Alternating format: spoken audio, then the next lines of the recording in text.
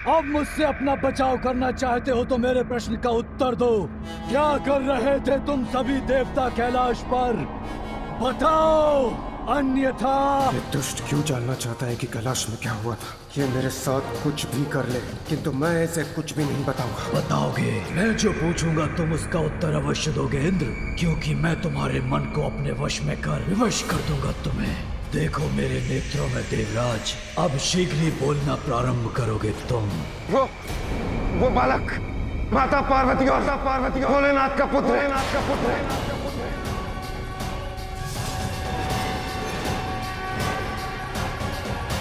तो सिंगिका ने उचित कहा था। ये कैसे हो सकता है? ये क्या हुआ था? मुझे बोलने पर बाध्य कैसे कर दिया इस दुष्ट ने? किंतु अब मैं इससे लड़ूंगा।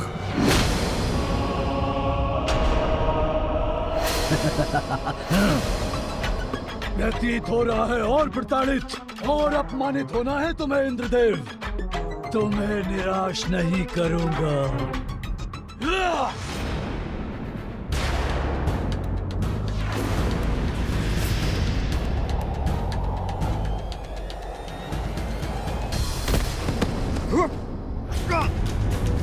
लेकिन ये कैसे सत्य हो सकता है?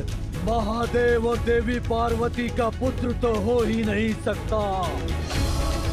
इसीलिए मुझसे मिथ्या वचन बोलकर मुझे भ्रमित करने का प्रयास मत करो। रुक जाओ। यदि मेरी बात का विश्वास नहीं तो स्वयं ब्रह्मदेव से पूछ लो।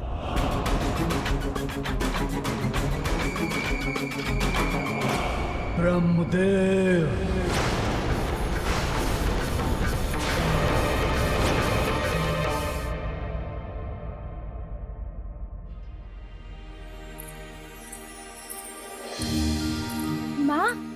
माँ, एक और बात सुनिए ना।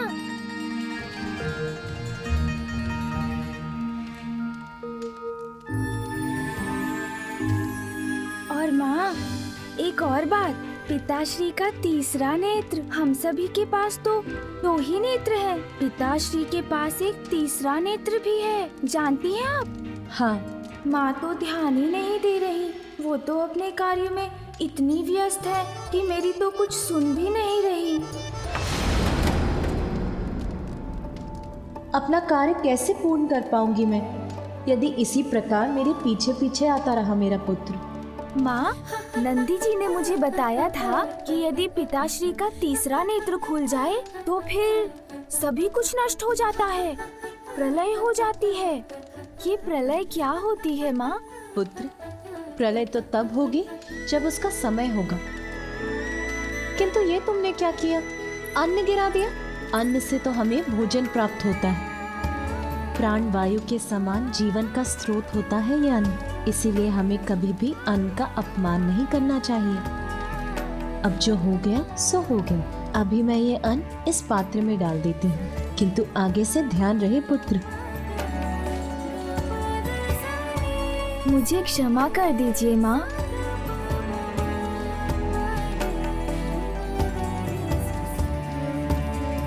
माँ, मैं और एक बात तो बताना भूल ही गया।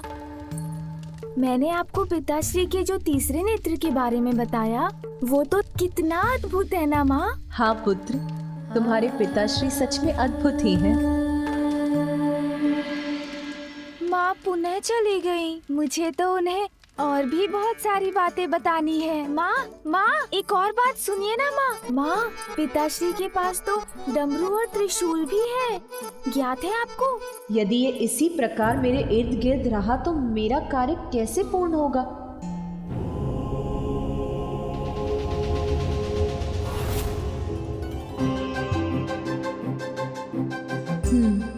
स्वामी को जैसे कोई चिंता ही नहीं है, अपने ध्यान में ही लीन है। और एक मैं हूँ जो ग्रह को व्यवस्थित करने के कार्यों में व्यस्त हूँ। उनके लिए तो ध्यान सर्वोपरि है। अब तो मुझे उनसे बात करनी ही होगी। आपने सुना ना माँ, मैंने क्या कहा? माँ, नंदी जी ने ना मुझे पिताश्री के त्रिशूल के बारे में बताया था। कितना प्रचंड है वो, आप जानती हैं? पुत्र, हाँ माँ। मेरे साथ आओ। अच्छा माँ, मैं तो आपके साथ ही हूँ। आप जहाँ कहेंगी वहाँ चलूँगा। किंतु हम जा कहाँ रहे हैं माँ? आओ। स्वामी, क्या आपको ज्ञात है आज संपूर्ण दिवस यहाँ क्या कुछ हुआ है? नहीं ज्ञात है? कोई बात नहीं, मैं बताती हूँ। जब आप यहाँ ध्यान में मग्न थे, तब मैंने नंदी, श्रृंगी और अन्य गणों को हमारे पुत्र के लिए फल, दूध और मधु लाने के लिए भेजा। उसके बाद मैंने अपने पुत्र के कक्ष की व्यवस्था की। फिर मैंने गृह के अनावश्यक कार्य किए। मैंने तो ये सब किया। अब आप बताइए, आपने संपूर्ण दिवस क्या क्या किया? नहीं, इतना विचार करने की आवश्यकता नहीं है, क्योंकि आपने तो ध्यान करने के सिवाय और कुछ भी नहीं किया। जानना चाहते हैं मुझे ये सब कैसे ज्ञात है? बताती हूँ।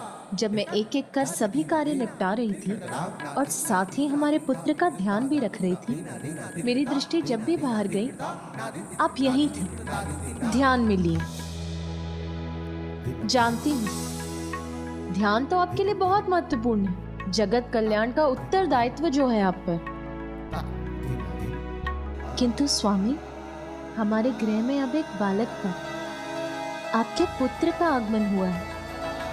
यदि मेरे ऊपर आपका और उसके साथ अन्य कार्यों का भार भी पड़ गया, तो मुझे कठिनाई नहीं होगी क्या? फिर मुझे अपने पुत्र की छठी नामकरण आदि संस्कारों का, उसके जन्म के उत्सव का भी तो विचार करना है। आपसे मैंने गृह के किसी कार्य को करने के लिए तो कभी नहीं कहा। किंतु स्वामी, आपको अपने दायित्व स्वयं समझने चाहिए स्वामी। आपके पुत्र के प्रति आपका भी दायित्व है, ये तो समझते हैं ना आप? अब आप शांत क्यों हो गए? कुछ बोल ही नहीं रहे। कहिए ना, इतना तो आप भी समझते हैं ना? मैं तुम्हारी बात समाप्त होने की प्रतीक्षा कर रहा था प्रिय। मैं समझता हूं, अपने समस्त दायित्व भली भांति समझता हूं। कहो, मैं कैसे सहायता कर सकता हूं? आपको ज्ञात है, आज संपूर्ण दिवस आपका पुत्र मेरे पीछे पीछे घूमकर मुझे ये बताता रहा कि उसके पिता किस किस प्रकार से अद्भुत हैं। तो अब मेरा एक सुझाव है, मैं अपने शेष कार्य समाप्त करके आती हूँ और आप अपने ध्यान के स्थान पर अपने पुत्र के साथ कुछ समय बिताइए, उससे बातें कीजिए। वो आपके बारे में जानने के लिए उत्सुक है, उसकी जिज्ञासा शांत कीजिए स्वामी। अवश्य पार्वती। पुत्र, अब तुम कुछ समय अपने पिताश्री के साथ बैठो, उनसे बातें करो, उचित है ना?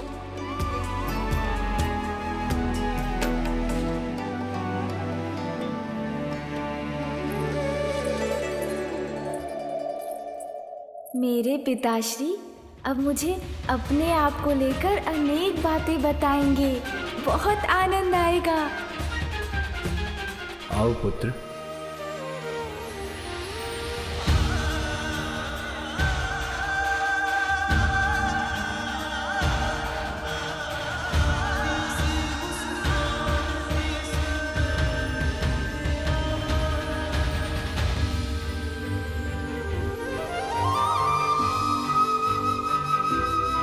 पिताश्री, आप निद्रा मग्न हो गए क्या? नहीं पुत्र, मैं निद्रा में नहीं, मैं ध्यान मग्न हूँ। ध्यान पिताश्री, ये क्या होता है? ये तो मुझे नहीं ज्ञात। आप करते हैं तो कुछ अद्भुत ही होगा। बताइए ना पिताश्री। पुत्र, ध्यान से हमारा अंतर्मन शुद्ध होता है। हम अपने भीतर झांक कर अपना सत्य ढूंढ पाते हैं और आंतरिक और बाहरी वास्तविकता का हमें स्पष्ट बोध हो जाता है। किंतु पिताश्री, मुझे तो बिना ध्यान के ही सब कुछ स्पष्ट हो गया है। अब तो मैं आपको भली भांति पहचान गया हूँ। आपके विषय में सब कुछ ज्ञात हो गया है मुझे। जो कुछ भी नंदी जी ने मुझे बताया था, अब वो सब कुछ स्पष्ट हो गया है मुझे। मैं आपको बताऊं पिताश्री?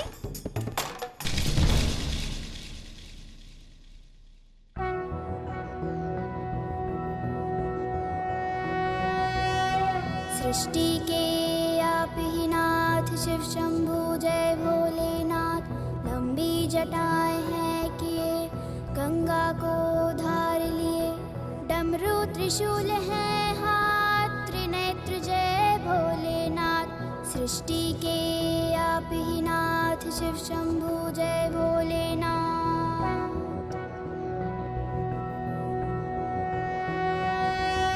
तन पे भस्म है मले, नाग धरा है गले। रुद्राक्ष है क्षण है साथ, बम बोल बम भोलेनाथ। सृष्टि के आप ही नाथ, शिव शंभु जय भोलेनाथ।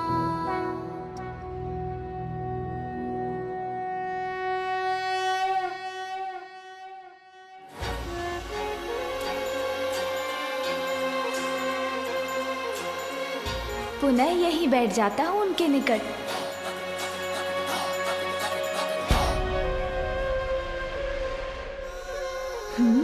पिताश्री के नेत्र तो पुनः बंद हो गए। अब मैं क्या करूं? माँ ने कहा था पिताश्री के साथ ही रहना तो उचित है। अरे ये क्या है? जो भी है बहुत सुंदर है। पकड़ लेता हूँ। अरे पकड़ में नहीं आ रहा।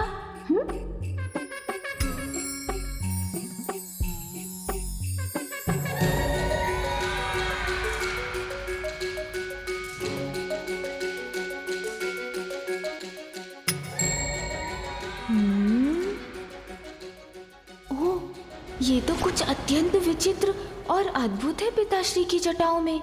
नंदी जी ने तो इसके विषय में कुछ बताया ही नहीं।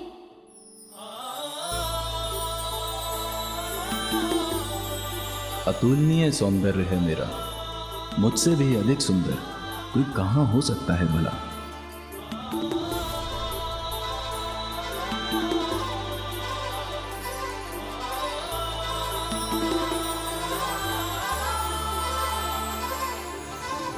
देख लूं इसका स्पर्श कैसा होगा।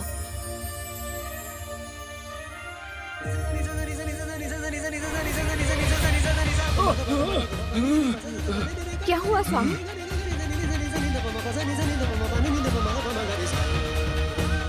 ये तो अनर्थ हो गया। माता पार्वती के पुत्र ने मुझे महादेव के मस्तक से उतारकर अपने हाथों में ले लिया है। नहीं नहीं, ये तो सर्वथा अनुचित है। बड़ी अद्भुत चमक है इसकी।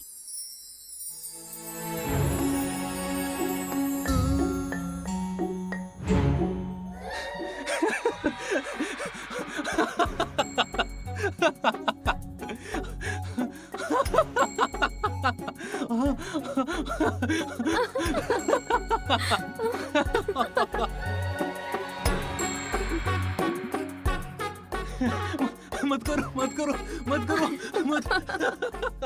किंतु स्वामी, मैं आपको कहाँ गुदगुदा रही हूँ? माता पार्वती का पुत्र मुझे गुदगुदा कर अब प्रताड़ित कर रहा है।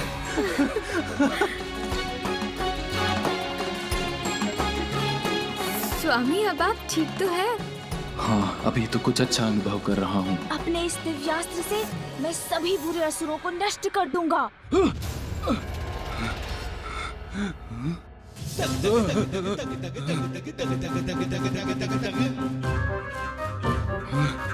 मुझे तो इस क्रीड़ा में बहुत आनंद आ रहा है। पुनः उछाल कर देखता हूँ।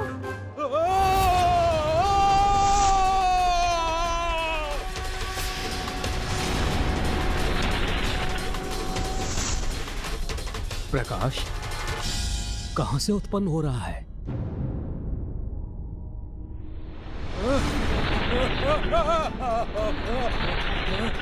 ये चंद्रदेव क्या कर रहे हैं?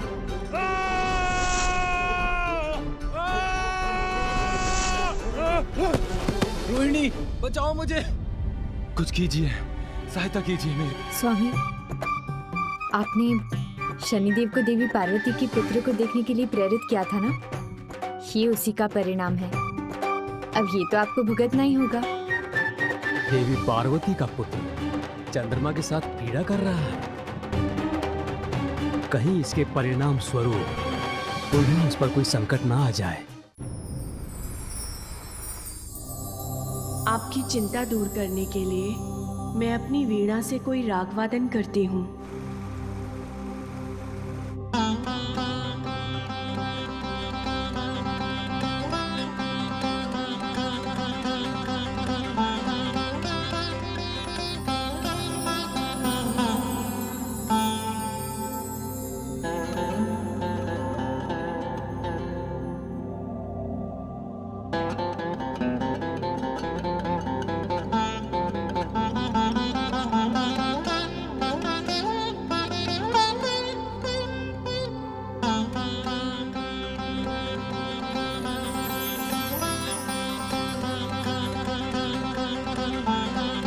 नारायण नारायण।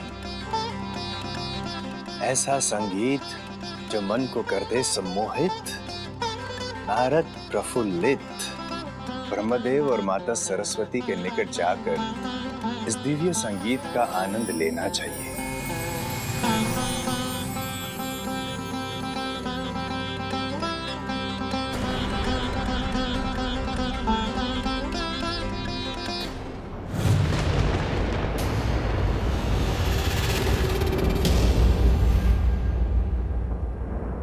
क्या हुआ देवी?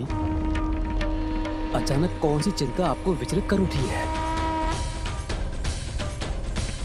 ज्ञात नहीं स्वामी, किंतु प्रतीत हो रहा है जैसे कोई अशुभ अपवित्र हमारी ओर बढ़ रहा है।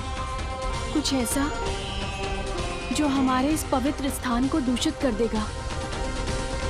देवी, जिस प्रकार कमल का पुष्प कीचड़ में रहकर भी अपनी सुंदरता और पवित्रता को कलंक नहीं लगने देता, उसी प्रकार कोई भी अपवित्रता भला आपको स्पर्श कैसे कर सकती है? आप तो स्वयं दिव्य पवित्रता की ही प्रतीक हैं। वैसे भी कभी कभी अपवित्रता के जागृत होने से ही पवित्रता का भी भान होता है। आपका कथन सर्वथा उचित है स्वामी। अपवित्रता के अंत में ही पवित्रता का विस्तार निहित है। किंतु फिर भी यहाँ किसी अपवित्र और दूषित अस्तित्व के आगमन का आभास मुझे चिंता मुक्त नहीं होने दे रहा है स्वामी।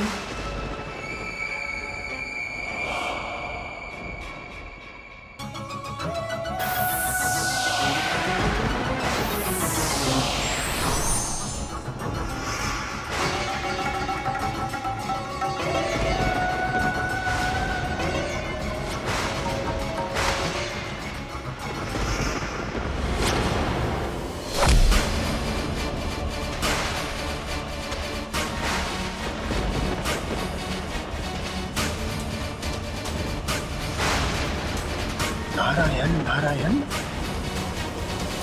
ब्रह्मलोक में ये कौन असुरी आकृति स्थित है?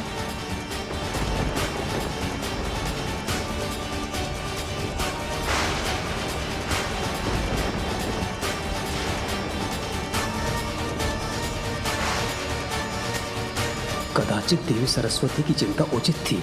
इस दुष्ट के आगमन की पूर्व सूचना प्राप्त हो रही थी उन्हें।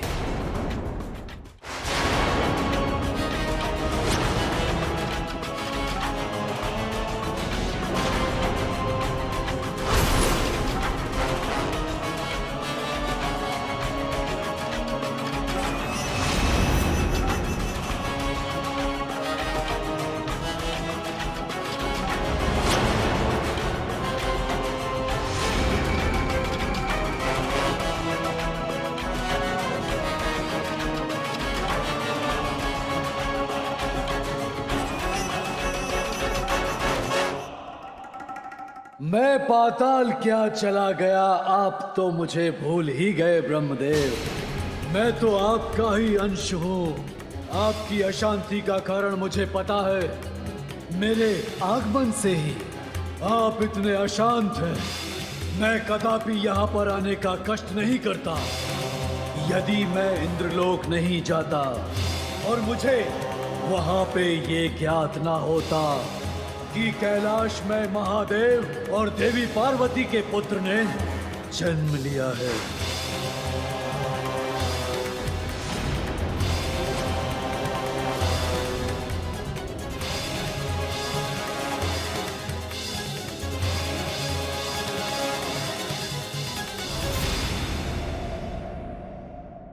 इससे तो कितना प्रकाश प्रस्फुटित हो रहा।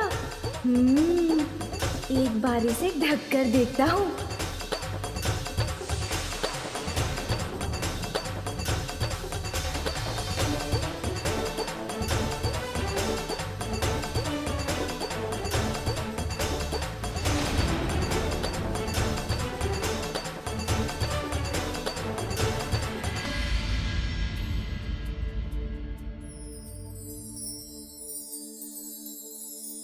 यदि ये बालक किसी प्रकार चंद्र के साथ क्रीड़ा करता रहा तो प्रकृति पर इसका अत्यंत प्रतिकूल प्रभाव भी पड़ सकता है। क्या महादेव को यह ज्ञात भी है कि उनका पुत्र किसके साथ कैसी क्रीड़ा कर रहा है?